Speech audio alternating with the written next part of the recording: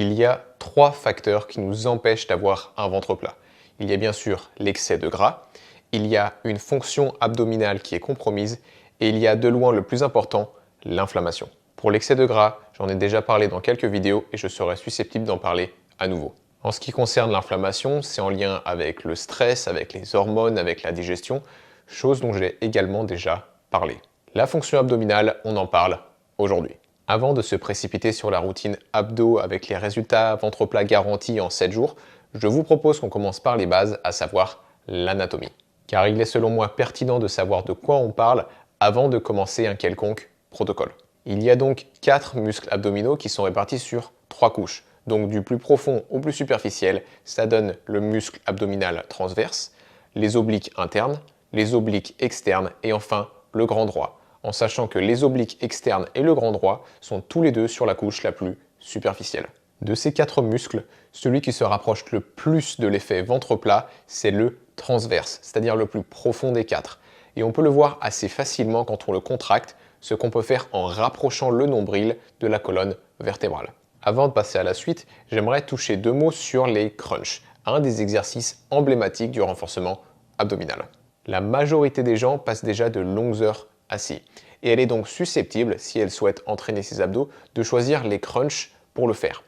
Et le problème, c'est que la combinaison des deux peut absolument aggraver la posture et causer donc ce que j'appelle quelque chose qui fait tomber la poitrine, c'est-à-dire le dos voûté. Pour comprendre ça, je vous propose encore un petit peu d'anatomie. Un sarcomère est l'unité de base qui permet aux muscles de se contracter. On peut le voir un petit peu comme un maillon d'une chaîne qui compose la fibre musculaire. Chaque muscle est donc composé de milliers de ces petits sarcomères qui sont alignés en série, un petit peu comme les wagons d'un train qui sont reliés les uns aux autres. Lorsque le muscle se contracte, ces wagons glissent les uns sur les autres pour permettre aux muscles de se raccourcir. Si on entraîne souvent un muscle dans une position raccourcie, comme avec les crunchs, il va avoir tendance à perdre certains de ses wagons, ce qui peut compromettre sa capacité à s'étirer et donc affecter la posture. En l'occurrence, avec le muscle grand droit de l'abdomen, c'est comme si on rapprochait le sternum du pubis, ça cause un dos voûté. A l'inverse, si on entraîne régulièrement un muscle dans sa position allongée, il peut ajouter des sarcomères et gagner en souplesse. Tout ça pour dire, aujourd'hui je vais vous montrer un autre exercice qui est mieux pour votre posture et votre ventre. Mais avant ça, quelques règles d'or. J'imagine que votre objectif est d'avoir des abdominaux qui restent toniques à longueur de journée, sans avoir à penser à rentrer le ventre en permanence. Pour ça, il est important de respecter ce que j'appelle les règles d'or quand on travaille les abdos. Pour bien comprendre ces règles d'or, on va faire encore un peu d'anatomie, je vous promets, c'est la dernière fois. Pour ça, on va imaginer le corps comme constitué de 2 équipes de muscles. On a d'abord l'équipe endurance, c'est-à-dire des muscles qui sont principalement toniques. C'est un petit peu les gardiens du corps si vous voulez. Ce sont ceux qui travaillent un petit peu en coulisses, en continu, sans que vous ayez à y penser. Ils sont faits pour tenir sur la durée, comme vos muscles posturaux qui sont faits pour empêcher votre corps de s'effondrer sous la gravité. Donc par exemple, le muscle transverse de l'abdomen est principalement tonique et son rôle est de maintenir un ventre naturellement plat tout en soutenant la colonne vertébrale. Ensuite, on a l'équipe mouvement, c'est-à-dire des muscles qui sont principalement phasiques et non pas toniques.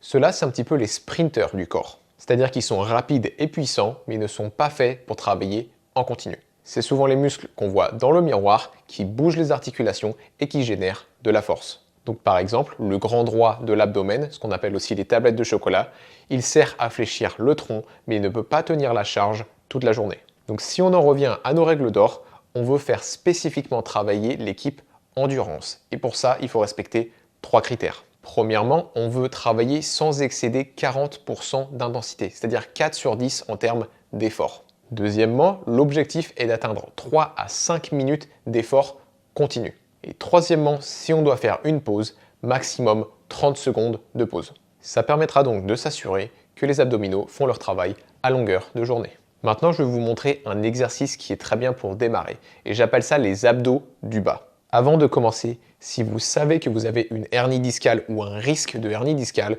je vous invite à consulter un professionnel qualifié avant de pratiquer cet exercice. Si vous sentez le moindre inconfort en pratiquant l'exercice, essayez avec un support lombaire comme un t-shirt ou une serviette roulée placée sous les lombaires. Et si l'inconfort persiste, arrêtez l'exercice. Donc déjà, la mise en place. Donc on veut s'allonger sur le dos, les jambes pliées et les pieds à plat. On veut ensuite glisser les deux mains sous les lombaires. Alors gardez à l'esprit qu'on veut garder l'ensemble du corps détendu. Donc les jambes sont détendues, le haut du corps est détendu. Tout le travail vient des abdos. La première étape consiste à activer le transverse. Donc pour ça, on va simplement essayer de rapprocher le nombril de la colonne vertébrale. Donc on le fait et normalement, la pression sur nos mains ne devrait quasiment pas changer. Donc ce que je vous invite à faire, c'est que pour cette première étape, vous le faites plusieurs fois. Donc contractez en rapprochant le nombril de la colonne vertébrale plusieurs fois pour s'habituer. La deuxième étape est un peu plus subtile. Ce qu'on va faire, c'est qu'on va imaginer qu'il y a un fil entre le nombril et le pubis.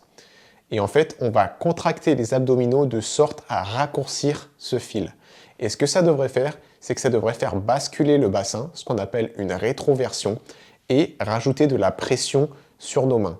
Donc on va essayer, on contracte les abdos du bas, de sorte à raccourcir le fil entre le nombril et le pubis. Et donc ça fait basculer le bassin, ce qu'on appelle une rétroversion, pour appuyer sur nos mains. Donc à nouveau, gardez à l'esprit qu'on veut garder les jambes détendues. C'est uniquement les abdos qui font basculer le bassin. Et donc la pression sur les mains nous permet de savoir si on fait ça bien.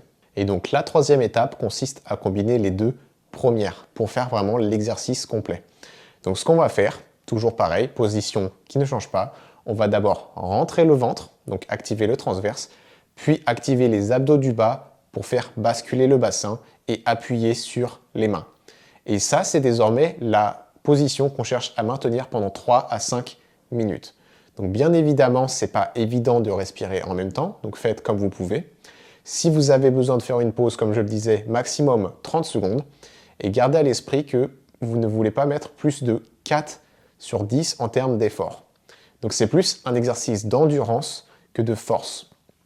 Donc comme tout à l'heure, on rentre le ventre, on fait basculer le bassin en activant les abdos du bas, ce qui appuie sur nos mains, et on reste dans cette position aussi longtemps qu'on peut.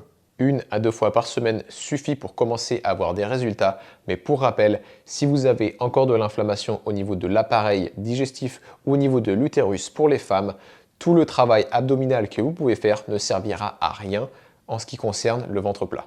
Voilà, c'est tout pour cette vidéo, j'espère que ce format vous a plu et je vous dis à très bientôt pour un prochain épisode.